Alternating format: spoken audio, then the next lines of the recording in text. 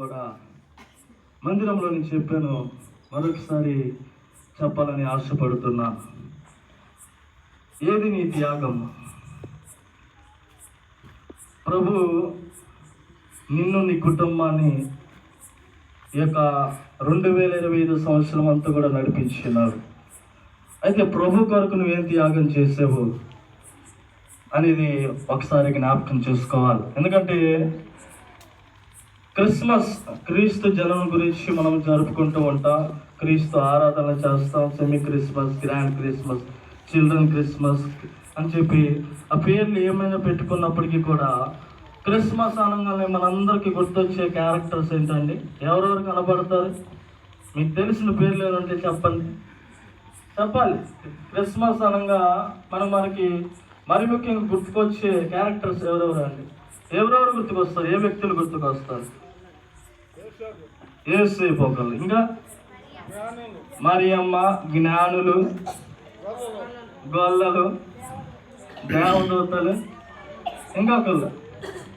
అసలు ఆయన లేకపోతే ఎవరమ్మా? ప్రభు అయిన యేసుక్రీస్తు. హల్లెలూయా, హల్లెలూయా, హల్లెలూయా, హల్లెలూయా. అయితే ఆ క్రీస్తు రావడానికి వీళ్ళందరూ ఏమేమి త్యాగాలు చేశారో ఒకసారి మనం జ్ఞాపకం చేసుకుందాం. మొట్టమొదటిగా యోసేపుని గురించి మనం చూసుకున్నట్లయితే చూడండి, మత్తయి సువార్త 1వ అధ్యాయము 24వ వచనంలో మనం చూసుకున్నట్లయితే, మత్తయి సువార్త 1వ అధ్యాయము 24వ వచనం. యోసేపు నిద్ర మేలుకొని ఆజ్ఞాపించిన ప్రకారము చేసి తన భార్యను చేర్చుకొని ఆమె కుమారుని కను వరకు ఆమెను ఎరుకుకుండెను. అతడు ఆ కుమారునికి యేసు అని పేరు పెట్టెను. చాలా ఇక్కడ యోసేపు ఏం చేస్తున్నాడంటే నిద్రపోతూ ఉన్నాడు. నిద్రపోతుంటే అక్కడికి ఎవరు వచ్చారండి? హేమంత్ వెళ్ళాడు అక్కడికి. మీరు అందరూ వెళ్ళారమ్మా, చెప్పాలి. ఎవరు వచ్చారు అక్కడికి? దేవదూత వచ్చి. ఎందుకు దేవదూత రావాల్సి వచ్చింది? 19వ వచనం చదవండి. అదే అధ్యాయం.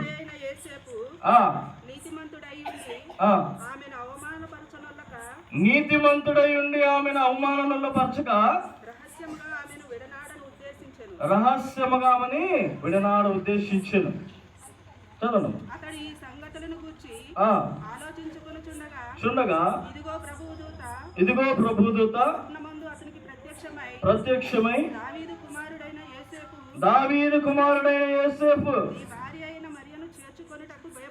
నీ భార్య అయిన మరియను చేర్చుకున్నట్టుకు భయపడకు. ఎందుకు భయపడుతున్నాడు? మొట్టమొదటిగా యోసేపు చేసిన త్యాగం మనం చూసుకున్నట్లయితే వాళ్ళకి అక్కడ ఓన్లీ ఎంగేజ్మెంట్ మాత్రమే జరిగింది, ప్రధానం మాత్రమే జరిగినది. అయితే వివాహం జరగలేదు. ఈ కన్యక గర్భం ధరించడం ఏంటి? యోసేపుకి అక్కడ ఆలోచన పుట్టుకొస్తుంది. అయ్యో, నా బంధువులు ఏమనుకుంటారో, నా స్నేహితులు ఏమనుకుంటారో, నా తోబుట్టోళ్ళు ఏమనుకుంటారో, మాకు తల్లిదండ్రులు ఏమనుకుంటారో అని చెప్పి రకరకమైన ఆలోచన. అప్పుడే గర్భం ధరించడం ఏంటి అని చెప్పి రహస్యంగా విడనాడదామని చెప్పి యోసేపు అనుకుంటుంటే అప్పుడు అక్కడ దేవదూత ప్రత్యక్షమై భయపడకు, ఇది కేవలం పరిశుద్ధాత్మ వలన కలిగినది. హల్లెలూయా, చెప్పబడితే ఉన్నాము మనం పడతాం. కేవలము పరిశుద్ధాత్మ వలనే కలిగినది. ఈ లోకంలో నీవు మంచిగా బ్రతుకుతున్నప్పటికీ కూడా నీ మీద నిందలు వస్తాయి, అవమానాలు వస్తాయి, ఎదురు దెబ్బలు, విడిగుద్దులు, ఉమ్ము వేయబడతారు. అయినప్పటికీ కూడా యోసేపు త్యాగాన్ని కూడా గుర్తు చేసుకో. యోసేపు త్యాగం చేయకపోతే ఇది నాన్న క్రీస్తు అనే వాళ్ళు మనకి కనబడే వాళ్ళ. ఆయన త్యాగాన్ని ఒకసారి జ్ఞాపకం చేసుకో. ఎన్నో నిందలు, అవమానాలు ఏంటి, నానా రకాలుగా మాట్లాడుతూ ఉంటారు. ఆమెను విడిచిపెట్టవచ్చు కదా, ఇంకా వివాహం కాలేదు కదా, ఇదిగో నానా రకమైన మాటలు వస్తున్నాయి, ఆమె గర్భం ధరించిందంట, ఇంకా చెప్పాలంటే రకరకాలుగా ఈ లోకంలో మాట్లాడుకుంటారు కదా, ఎవరి దగ్గర వెళ్ళి అని చెప్పి ఎన్నో మాటలు మాట్లాడుకుంటూ ఉంటారు. అయినప్పటికీ కూడా దేవదూత అప్రత్యక్షమైనప్పుడు భయపడుకో అని చెప్పినప్పటికీ కూడా ఆ యొక్క యోసేపు అప్పుడు నిద్ర మేలుకొని సరే దేవుడే చెప్తున్నాడు కదా అని చెప్పి ఆమెని చేర్చుకును అంటుంది 24వ వచనంలో. ఆమె హల్లెలూయా. అక్కడ యోసేపు త్యాగాన్ని గుర్తించాడు. త్వరగా ముగిస్తున్నాను, నిన్ను ప్రొలాంగ్ చేయట్లా, సమయం లేదు కాబట్టి. రెండవ క్యారెక్టర్ ఎవరండి? మరియా. ఆనాడు కాలంలో కన్యలు కూడా ఎంతో మంది ప్రభు అయిన యేసు మరి ఖచ్చితంగా కన్య గర్భాన జన్మిస్తారని చెప్పి ప్రవచనాలు నెరవేరుతాయని చెప్పి ఎంతో మంది కన్యకులు వాళ్ళ యొక్క పవిత్రతను కాపాడుకున్నారు. ఇది నా పరిస్థితి. ఎంతో మంది పరిశుద్ధతను కాపాడుకున్నా ఆనాడు ఇది నా పరిశుద్ధత నీలో ఉన్నదా? ఆ పవిత్రత నీలో ఉన్నదా? ఉన్నదాన్ని మనము పాడు చేసుకుంటున్నాం. ఈ యొక్క దేహము దేవుని ఆలయమై ఉన్నప్పుడు మనం ఈ దేహాన్ని నాశనం చేసుకుంటున్నాం. ఎంతగానో రకరకాలుగా మనం చూసుకున్నట్లయితే మరి దాదాపుగా ఇందాక మరి నేను సతీష్ మరి ఎబినేజర్ గారు మాట్లాడుకుంటున్నప్పుడు పోయిన సంవత్సరం ఈ సంవత్సరము మొత్తం కలిపితే సుమారుగా 735-50 మంది దాకా స్త్రీల చేతిలో హతమైన వారు ఉన్నారంట, పురుషులు. ఎందుకు జరుగుతుందంటే ఈ లోకంలో రకరకమైన కోరికలు, ఆశలు, వ్యర్థమైన తలంపులు భయంకరంగా ఆ మనుష్యుడు పాడైపోతున్నాడు. మరి ఏమో తన యొక్క కన్యక గర్భవతిలో పుడతాడని చెప్పి తన కన్యతను కాపాడుకొని పరిశుద్ధంగా పవిత్రంగా బ్రతకడానికి తను త్యాగము చేసి ఉన్నది. నచ్చిన వాడిని వివాహము చేసుకోవచ్చు, కానీ ఎదురు చూసి ఉన్నది. అయితే ఆ వాక్యము మనం అక్కడ ధ్యానించుకున్నట్లయితే లూకాసు సువార్త చూడండి. లూకాసు సువార్త 1వ అధ్యాయము 34-35 వచనములు. అందుకు మరియా, నేను పురుషుని ఎరగని దానిని, ఇది ఎలాగూ జరుగును? దూతతో అనెను. చాలు.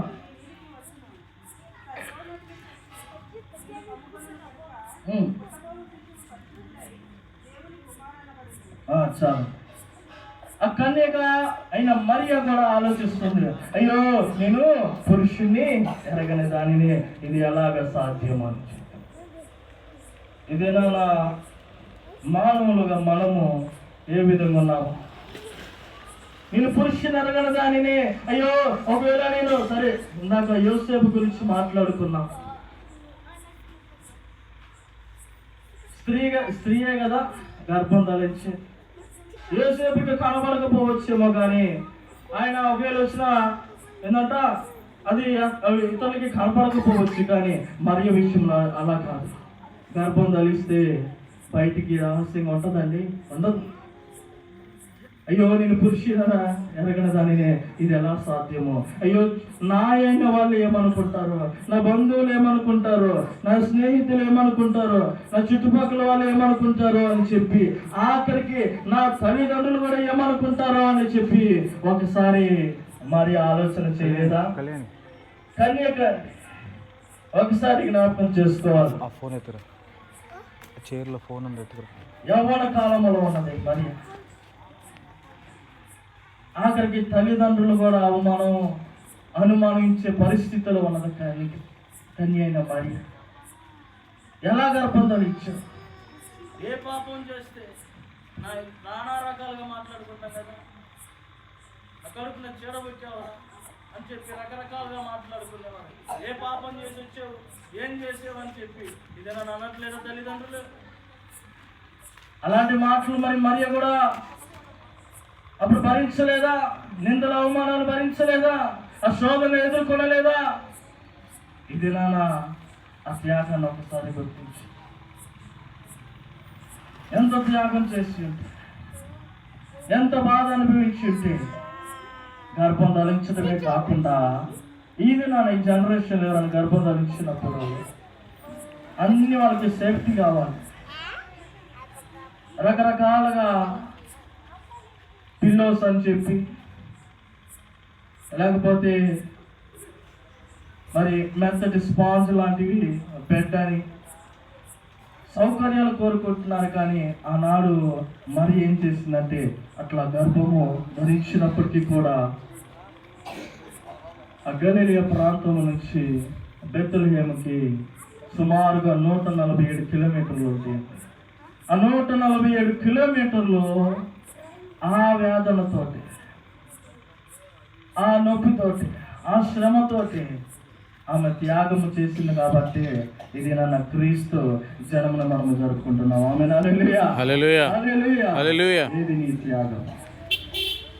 ఏం చేస్తున్నా ప్రభు కొరకు నువ్వు? కనీసం నీ పిల్లల కొరకు నువ్వు ప్రార్థించగలుగుతున్నావా? నీ కుటుంబస్తుల కొరకు ప్రార్థించగలుగుతున్నావా? నీ సంఘం కొరకు నువ్వు ప్రార్థించగలుగుతున్నావా? ఏ కాడికి అయ్యా నాకు మంచి బిల్డింగ్ ఇవ్వు, కారు ఇవ్వు, బంగ్లా ఇవ్వు, లేకపోతే నా కుటుంబానికి ఉన్నతమైన స్థితిలో ఉంచుతానండి. ఖచ్చితంగా నేనంట you pray for one person. నీవు ఒక వ్యక్తి కొరకు ప్రార్థించి, ఖచ్చితంగా ఆ కుటుంబం కొరకు నువ్వు ప్రార్థన చేయి. నీ కొరకు నువ్వు ప్రార్థన చేస్తూ నీ ఇతరుల కొరకు నువ్వు ప్రార్థించినప్పుడు ఖచ్చితంగా దేవుడు నీ అవసరతలు తీరుస్తాడు. ఆమె హల్లెలూయా. స్వార్థం లేకుండా నువ్వు మోకరించగలిగితే, నువ్వు ప్రార్థించగలిగితే మరి ఆశీర్వదించలేదా?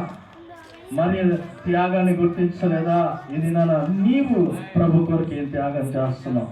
మూడవ వ్యక్తి మనం చూసుకున్నట్లయితే జ్ఞానులు. ఆమె హల్లెలూయా. ఇద్దరు అయిపోయారండి. ఇక నేను ముగించబోతున్నాను 10 నిమిషాల్లో గట్టిగా. మూడవ వ్యక్తి జ్ఞానులు. ఈ జ్ఞానులు ఏం చేశారంటే మత్తయి సువార్త 2వ అధ్యాయము మొదటి 2 వచనాలు మనం ధ్యానించుకుందాం. త్వరగా మత్తయి సువార్త 2వ అధ్యాయము 1-2 వచనము. రాజైన హేరోదు దినములందు యూదయ దేశపు బెత్లెహేములో యేసు పుట్టిన పిమ్మట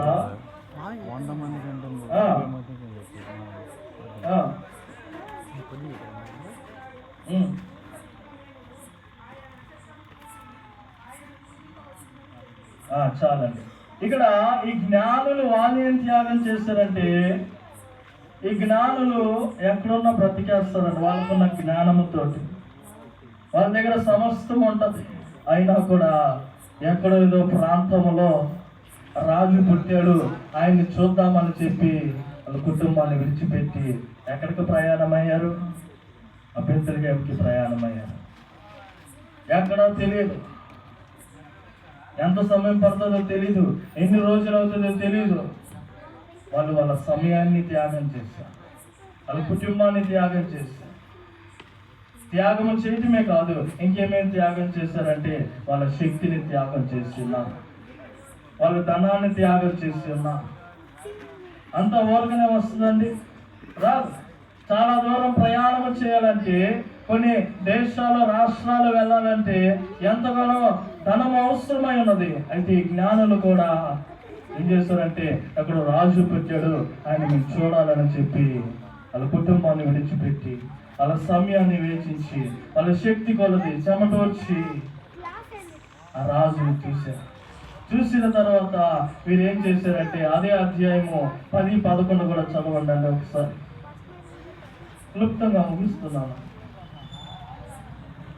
వారు ఆ నక్షత్రమును చూచి అత్యానందభరితులై ఇంటిలోనికి వచ్చి తల్లి అయిన మరియను ఆ శిశువును చూచి సాగిలపడి ఆయనను పూజించి తమ పెట్టెలను విప్పి బంగారమును, సాంబ్రాణిని, బోలమును కానుకలుగా ఆయనకు సమర్పించిరి. ఆమెను హల్లెలూయా. ఉట్టి చేతులతో వెళ్ళారా ప్రభుని చూడటానికి?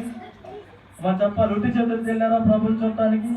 ఏమేమి తీసుకెళ్లారు చెప్పాలి? ఏమేమి తీసుకెళ్లారు? బంగారం, సాంబ్రాణి, బోలెం. ఎక్కడో ఉన్నాడు, ఇంకా తెలియదు ఏ ప్రాంతంలో ఉన్నాడు. ఇదేనా మనం సేవకుడు విశ్వాసకుడికి పని చెప్పగానే, లేకపోతే మనకైన వారు కొన్ని పనులు చెప్పగానే, అయ్యగారు చాలా దూరం అండి, అంత దూరం వెళ్తానండి, చాలా ఖర్చు అవుతుందండి. ఇది నా ప్రభు కొరకు నువ్వు ఖర్చు పెట్టగలిగితే ఆయన రెండింతలుగా ఆయన నిన్ను ఆశీర్వదించే దేవుడై ఉన్నాడు. ఆమె హల్లెలూయా. మాకు ఏదో వస్తుందని మేము చేయట్లేదు, కానీ దేవుడు మమ్మల్ని ఆశీర్వదిస్తాడని మేము చేస్తున్నాం. ఆమె హల్లెలూయా. ప్రభువు చూడటానికి వీళ్ళు ఏం చేశారంటే వాళ్ళతో పాటు వాళ్ళ సమయాన్ని ఇచ్చారు, కుటుంబాన్ని త్యాగం చేశారు, శక్తిని ఇచ్చారు, చెమట వచ్చారు. ఒక రోజుతో అయిపోలా, ఒక రోజుతో వాళ్ళు చూడలా, ఎంతో శ్రమ పడ్డారు ఆయన కనుగొనాలని చెప్పి. ధనాన్ని వేచించారు, గ్రామానికి వెళ్ళారు, పల్లెకి వెళ్ళారు, ప్రాంతానికి వెళ్ళారు. ఇదంతా ఖర్చుతో కూడిన పని అంత చేస్తున్నప్పటికీ కూడా ఆఖరికి ఆ శిష్యుడు చూడంగానే చిరునవ్వుతోటి వాళ్ళతో పాటు తెచ్చుకున్న కానుకల్ని హృదయపూర్వకంగా అర్పించాడు. ఆమెను చప్పలు కొట్టి ప్రభు నామమున పడతాం. హల్లెలూయా, హల్లెలూయా. ఆ జ్ఞానుల త్యాగంలో కూడా మీరు గుర్తించండి. ఇది నాన్న ప్రభు కొరకు నీ కుటుంబాన్ని నువ్వు త్యాగం చేయగలుగుతున్నావా? నీ సమయాన్ని త్యాగం చేయగలుగుతున్నావా? నీ శక్తి మరి పరిచర్య కొరకు నువ్వు త్యాగం చేయగలుగుతున్నావా? నీ ధనాన్ని ప్రభు కొరకు నువ్వు ఇవ్వగలుగుతున్నావా? హృదయపూర్వకంగా ఇచ్చి చూడు, ప్రభు నిన్ను ఆశీర్వదించే దేవుడై ఉన్నాడు. ఆమె హల్లెలూయా. నేను నా గొప్ప చెప్పట్లేదు, కానీ ప్రభు నాకు పెట్టిన భారం ఏంటంటే 2025 సంవత్సరంలో నేను రాజమండ్రి ప్రాంతంలో పరిచయం చేస్తున్నప్పుడు ఎంతో మంది గొప్ప వాళ్ళకి ఇస్తారు. ఆమె హల్లెలూయా. పెద్ద సంఘాలకి ఇస్తారు, కానీ దేవుడు నాకు పెట్టిన భారం ఏంటంటే సేవకుల్లో కూడా డిసెబిలిటీగా ఉన్నవారు, కుంటివారు, గుడ్డివారు, అవిటివారు, నడవలేని వారు, లేకపోతే రకరకమైన ఏదో కారణాల చేత నేను ఈ యొక్క సంవత్సరం 2025 సంవత్సరం జనవరి నెలలో మరి ప్రారంభిద్దామని చెప్పి హృదయపూర్వకంగా నేను ప్రార్థనాపూర్వకంగా నేను నా మిస్సెస్తో ఇద్దరు సంభాషించుకొని ప్రార్థించి మొదలు పెడుతున్నప్పుడు అన్నీ కొనుక్కున్నాను. వాళ్ళకి నెల ఎంతగా వాళ్ళకి అవసరం అవుతుందో ఆ సేవకుల కుటుంబానికి అదంతా కూడా కొనుక్కొని పెట్టి స్కూటీ మీద ఇరుగురు నేను ఇంకొక పాస్టర్ గారు వెళ్తూ ఉన్నాం. ఒక గ్రామాన్ని దర్శించాం, ఇంకొక గ్రామానికి వెళ్ళా, ఇక్కడ ఎవరు ఉన్నారో సేవకులు ఇలాంటి వారని చెప్పి అంతే. ఇప్పుడు తిరిగి వస్తున్నప్పుడు అయ్యా నేను చేస్తున్నా మంచి పనే కదా ప్రభువా, నన్ను నిరాశపరచకని చెప్పి హృదయంలో ఒక చిన్న ప్రార్థన చేస్తుంది. తిరిగి బండి తిప్పాను, వెనక నుంచి వస్తుంటే మరి ఒక చిన్న ఇలాంటి స్పీకర్తో దేవుడి యొక్క పాటలు అక్కడ వినపడుతుంది. చుట్టుపక్కల వాళ్ళు అడిగాను, అమ్మ ఏంటమ్మా అంటే, అయ్యా అక్కడ ఒక ఆయన గుడ్డాయనండి, ప్రభు సేవ చేస్తాడు, పుట్టుకతోటి గుడ్డి వాళ్ళుగా పుట్టాడు, ప్రభువా నువ్వు నమ్మదగిన దేవుడు. ఆమె నన్ను చెప్పలబడి ప్రభు నమ్మపడతావు, నువ్వు నమ్మదగిన దేవుడు ప్రభువా. నేను పని మొదలు పెట్టాలనుకున్నాను, నిరాశతో ఉన్నాను, కానీ నువ్వు కార్యం చేసేవాడు ఆయన అని చెప్పి మొట్టమొదటిగా అక్కడ ఒక సేవకులకి, అందుడైన సేవకులకి సహాయం చేయడానికి దేవుడు నాకు మరి ఇచ్చిన. అదేవిధంగా అలాంటి వారు ఆ ప్రాంతంలోనే దాదాపుగా నాకు ఒక 5